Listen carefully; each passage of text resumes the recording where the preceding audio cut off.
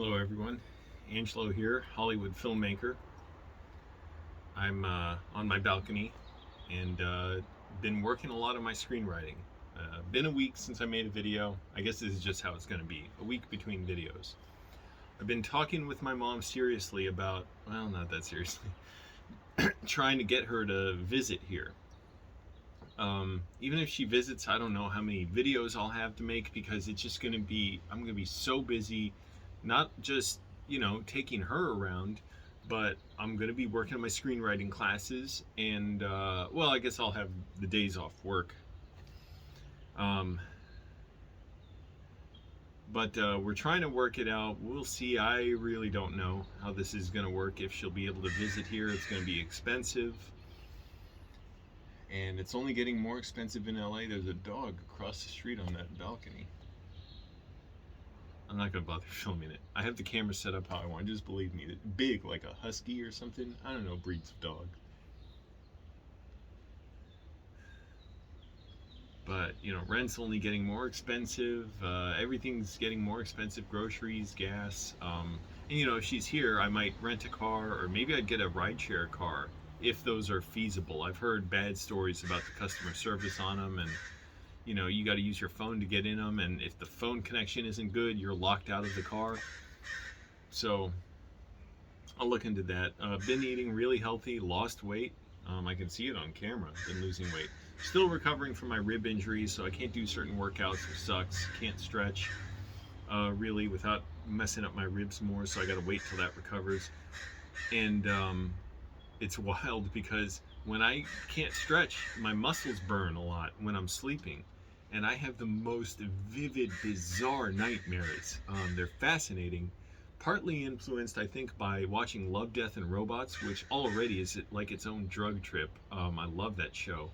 David Fincher produced, he directed one of the episodes. I've seen the first 3 episodes now. I saw the first one of the 3rd season. I've seen the first 2 seasons as well. They're awesome. And I'm like watching to sort of understand the script too. Like, oh, how are they launching quickly into the conflict? How are they getting out the setup quickly so you're not just watching, people explain whatever world it is you're watching, like how this world works, because that can take time for the audience to understand, and these stories are short, so they need to be established very quickly. Like, people are on a ship, some period piece, could be 1800s, it seems like, in the alternate universe. In the case of the one David Fincher directed, or Emily Dean, she directed one, The Very Pulse of the Machine. That's the one I saw last night. That was like a drug trip. That was amazing. And I love how they go so deep with the emotion and like the thoughts and ideas behind them. Like, they're really not just entertainment. They are like there to shake you and like go into you and penetrate you. So I saw The Very Pulse of the Machine last night, and I swear when I see these, it's like I'm just dreaming in real life. Like, it's always the weekend or something. I know that's not a grand metaphor, but when I saw the first 2 episodes the day before, I went to sleep like feeling like amazing. Like, oh, this is like I'm totally free. Like, there's no limit on my schedule of going to work or whatever. So that was really cool. So I'm looking forward to watching more of those. I also got a ticket to see Bringing Out the Dead, one of my favorite movies, at the New Beverly. It's going to play July 17th.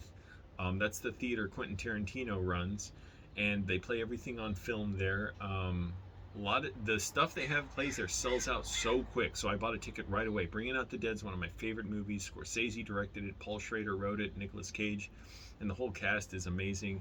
Plays an EMT who, it's based on a story written by an actual, I don't know if the story written by the actual EMT guy was EMT worker was like his actual story, or if he fictionalized it based on his own experiences of just burnout and fatigue and watching people die, and but it's amazing. Like, I've never seen it. Well, maybe not, but like this movie conveys the fatigue and stress and anguish and just exhaustion so much. Nicolas Cage shows it in his face, of that work and the frantic nature of it, and how utterly unpredictable it is. It just a perfect script to me, perfectly shot, directed, everything hilarious, touching. Everybody's so good in it, and anyways, it's very funny too. Very funny. So excited for that. But that's a month and a half away or so. I'm gonna try and see something else this weekend. I'll look around and see. Part of the problem is I go to bed so early. It's hard for me to pick out a movie to watch late at night. For one thing, I might start nodding off in the theater, and that makes it not fun. If I'm like sort of feeling the emotions of the movie and then falling asleep and waking up, and yeah, just getting up, have to get up early. But even though I've had a week and a half off from my screenwriting classes, my next one starts Wednesday, not Thursday. I've been working on the class assignments as if I'm in class every day to really push myself, and it's been like very powerful, and I'm still learning from it, and still stressful, and I'm literally working on it like it's life or death. Like they're so serious, and I shouldn't be too hard on myself about them, because you don't learn as much if you're too tense. But having a good time practicing with that, and yeah, just want to keep up the writing all the time, because at this point I didn't realize how many classes there are left if I want to take them. You can take them or not take them. There's no diploma or anything. They're workshops. But I didn't realize how many classes there were actually left if I want to take them all. So I think it turns out there's actually like 6 that I could take. I imagine they're all probably 2 months each, or around there, because that's how they've all been so far, or pretty much all around 2 months. And so that means I could be in classes for at least another year. But I'm like, good. I'd rather be doing that than learning on my own, which I did learn on my own. I was good at learning on my own, but it was much more incremental and slow. Whereas this, it's like you're on a quick, like, you've got to accelerate quickly, to make sure you're keeping up with the new stuff we're being taught to practice every week. Like very, very small targeted exercises at delivering or executing very specific stories like that, or like you have very a squirrel. Clear constraints behind me. I re-injured my ribs the other week when a squirrel ran by me right here on the balcony. I was like, what is that? Did someone climb up here? And I jumped, and I kind of didn't fully re-injure him, just made him a little more sore. But I'm able to ride my bike now, and like I said, I can do some exercises. I just got to take it kind of easy. Getting out of bed, still got to take it kind of easy, but it's way better than, man, that first week getting out of bed was a nightmare. And getting into bed was a nightmare. That was brutal. So like I said, trying to figure out when my mom can visit here, maybe early August. We'll see. I don't know. She's trying. She wants to. She, knows how much fun I'm having here, and she loves the pictures that I send her from here. She knows how to open text pictures now. And, she wants to come, but it's partly a question of just time, whether she'll have time off work, because she's doing summer school and stuff too at the school she works at, working in the cafeteria. So we're not sure yet. Oh, and my new roommates, they're super cool. I have 2 new roommates, so they're super nice guys. One of them I pretty much never see, which is how you want it with a roommate. Just don't see each other, because that's more opportunity for problems, or for somebody thinking, hey, can I ask you for something, whatever. But he had some date over here. They were drunk as hell, and he was being so nice. He's like, hey man, I'm sorry, am I bothering anybody? At like 5 in the morning, he was like, look here, let me give you some bread, man. He was pulling out his wallet to give cash. He's like, can I use that bathroom there? I'm like, no, I don't want your money, you're good. Like, you can use the bathroom, it's fine. But he and her were drunk out here, and it was dark, and they were wearing dark clothes, and I don't know what happened, but they basically demolished. Well, first of all, I think he pulled my LED light strip down, and anyways, I got it fixed. But we have a little table here that they completely collapsed. Like, they fell on it somehow. It was like he did a slow motion suplex to his date. Like, not trying to suplex her, but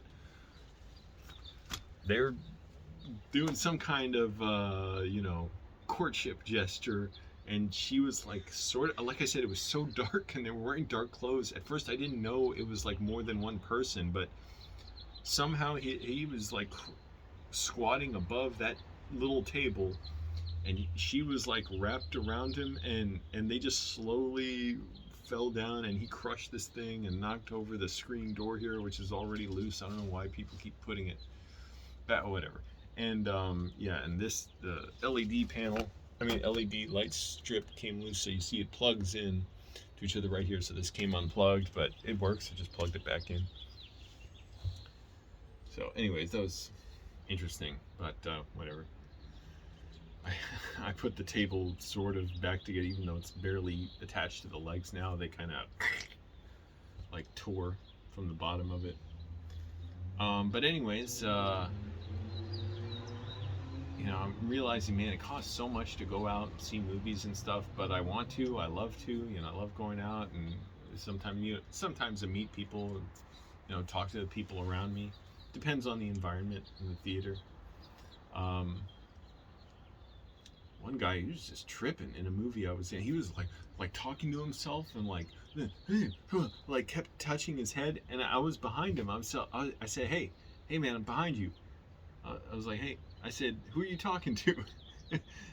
I said, are you all right? And he's like, oh no, I'm sorry, like I'm just whatever, like I like, yeah, I'm just I forget what he said exactly, but he was like, he's like, yeah, I just had this coffee and I'm all amped up. I was like, oh, okay, that's good, man, you know.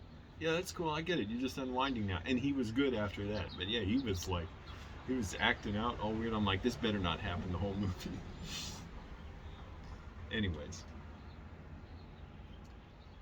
I don't know what else is going on. I'm just trying to be well, eat well, make sure I'm, you know, being grounded, not my mind running too much with worry about things, not dissociating, because that's the worst. If I let my discipline get away from me and I start dissociating, and then I can't really be present for my writing and enjoy that, that's just the absolute worst for me, the worst nightmare for me. Maybe I'll write a movie about that someday. Yeah, Bird agrees. It's my sidekick. Anyways, not a whole ton to say other than just trying to keep disciplined, keep working. Spilled some olive oil or something on my pants. I got a little stain here, but whatever, you can't see it. I'm looking forward to being able to do push-ups and burpees again. I can't with my rib injury after I fell off my bike a few weeks ago. So, anyways. Oh, and Moist Andy moved back in with his dad, or as he calls him, Whiskey Man. Man. Like, I understand he needs to do what he needs to do, and that was a very good effort to be out on his own for 2 months. I thought that was great, and I'm sure it expanded his mind and gave him ideas of possibilities of what he could do, and he learned more about what he doesn't want about a place he lives in and how to navigate, you know, whatever he wants his life to be. But now he's back with his parents, and I'm like, man, he's like, what, 26 or something, 27, and he was living on the road for a while. I didn't do that until I was 34. I couldn't imagine doing that. I was too lazy. So even though it would have made sense to do it earlier in a way, but I did it when I needed to do it. So any earlier it wouldn't have made sense for me. But you know, good for him for doing that. And it's a shame that even though he has good money saved up, he doesn't make enough monthly to really be able to afford a place to rent and have it be sustainable. So that just speaks to how insane or backwards this world is, where it's just, you know, rich screwing over everybody else, not just the poor, it's just everybody else, because Joseph, or Moist Andy, has a decent amount saved up in money, but it wouldn't last. He would go broke renting a place because he doesn't get paid enough from Amazon, and the rents are too high. So isn't that wild? Like, you can't or he'll have to live with roommates, but I know that's not a good situation for him, and for a lot of people it's not a good situation, you know. I'm in a similar position where it's like, yeah, I'm making decent money, I'm saving money, but it's nowhere near enough to be able to afford my own apartment. So apartments are absurdly expensive. I'm sure the apartment owners, the realty companies or whatever, a lot of these corporations that own hundreds of thousands of units, they're making filthy amounts of money. They're getting filthy rich by just jacking up rents as much as they can. And you know, it's left everybody else to just struggle and grind out an existence. And I'm sort of in between there where, yeah, I'm doing fine, I'm comfortable, and I'm lucky I have a really great place here. Physically, the place is amazing, and good roommates for the most part. There's that one situation, that girl who's, I assume she's still here. I haven't seen her in like a week, but everybody else is cool, and we barely see each other. That's the best, because it means just everybody's doing their own thing. They're busy, they're about something.